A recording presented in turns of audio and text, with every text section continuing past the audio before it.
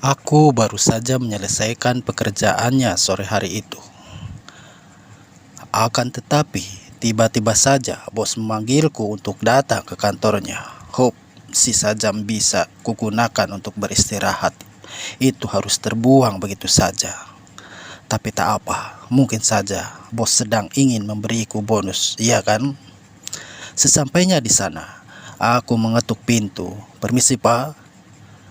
"Ini bagus," kataku tak lama. Bosku menyahut segera menyuruhku masuk. Sebelumnya, aku belum pernah memasuki kantor milik bosku ini. Namun, aku pernah mendengar rumor kalau di pojok ruangannya selalu ada dupa yang dinyalakan.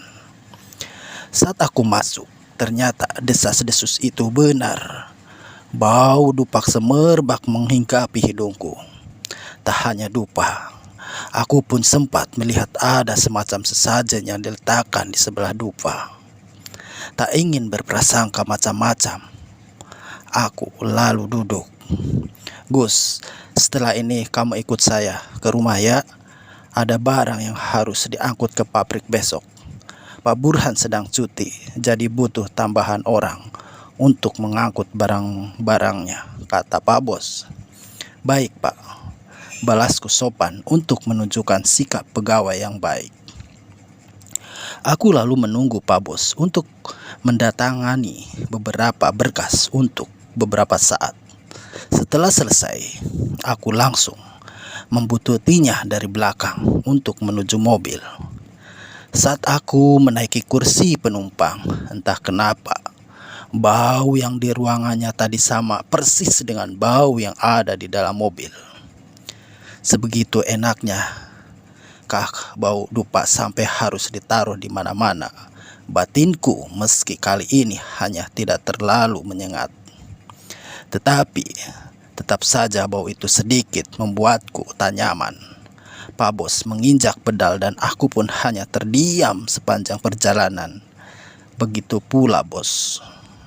Setelah kurang lebih 1 jam perjalanan, akhirnya kami sampai di rumah Pak Bos. Rumah itu besar, tingkat 3 dan kelihatannya mewah. Saat ini aku menerka-nerka apakah selera Pak Bos memang sedikit berbeda dengan yang lain.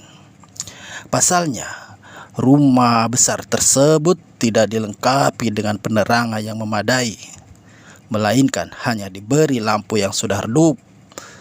Seruhan Pak Bos kemudian membuyarkan lamunanku. "Gus, ayo sini masuk," katanya. Aku lalu mengikutinya dari belakang. "Duduk saja dulu di sini. Saya mau memanggil karyawan bertugas dulu," kata Pak Bos.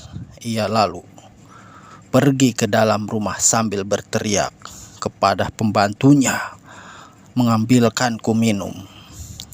Aku menuruti kata-katanya dan duduk di sofa.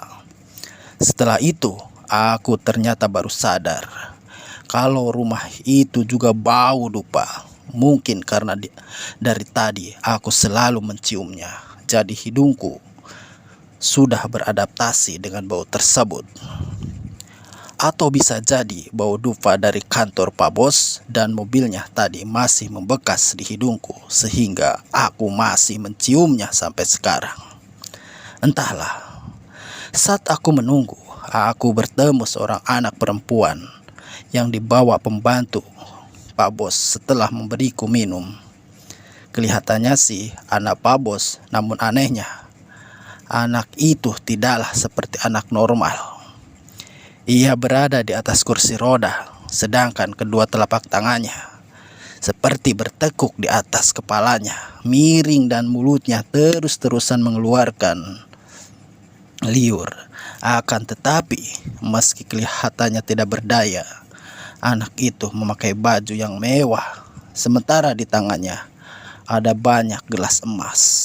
Ada rumor mengatakan kalau memang ada anak cacat di rumah Pak Bos, katanya anak itu sengaja dimanjakan karena tuntutan pesugihan. Rumor itu semakin dilebih-lebihkan setelah mengetahui ada dupa di ruangan Pak Bos. Tapi setelah melihat anak itu secara langsung, Aku malah menjadi prihatin. Orang-orang itu ngawur. Bosnya diberi cobaan begini kok malah dirumorkan yang tidak-tidak, gumamku. Lama menunggu karyawan lainnya, aku jadi ingin kencing. Sementara itu, Pak Bos juga tak kunjung menemuiku di ruang tamu. Aku lalu memutuskan bertanya letak kamar mandi kepada pengasuh anak itu. Lurus saja, setelah itu belok kanan, ada pintu di sebelah dapur. Nah, itu kamar mandinya, Mas, katanya. Aku lalu berburu-buru menuju kamar mandi karena sudah tak tahan. Namun saat aku melewati sebuah pintu kamar, aku mendengar sayup-sayup suara Pak Bos yang sepertinya sedang membicarakanku. Tenang saja, Mak, aku sudah bawa bagus. Aku sudah mengecek weton dia dan ternyata cocok sekali. Dia sudah ada di depan, Mak. Setelah ini tinggal kita eksekusi saja. Samar-samar Pak Bos berkata kepada istrinya. Mendengar itu, aku tidak kebelet kencing, entah apa yang dimaksud eksekusi. Tapi perasaanku benar-benar tidak enak. Tanpa pikir panjang, aku lalu bergegas keluar dari rumah itu. Namun, aku dicegat pembantu yang memberitahu jalan ke kamar mandi tadi. Mau kemana, Mas? Tanyanya dengan raut khawatir. Mau ngerokok sebentar, Mbak, jawabku berbohong. Aku takut pembantu itu juga bersekongkol dengan Pak Bos, sehingga aku terpaksa berkata demikian. Aku lalu berjalan hingga sampai di sebuah halte bus. Aku lalu pulang ke rumah dengan hati yang tak karuan. Ternyata rumor Pak Bos yang menggunakan pesugihan ternyata benar adanya. Sejak itu, aku langsung mengundurkan diri dari kantor tanpa meminta persetujuan Pak Bos. Aku tidak ingin diincar sebagai tumbalnya lagi. Oke sahabat, kali ini ceritanya sampai di sini. Semoga besok kita berjumpa kembali dan saya akan menceritakan pesugihan-pesugihan yang lainnya. Semoga sahabat semua terhibur.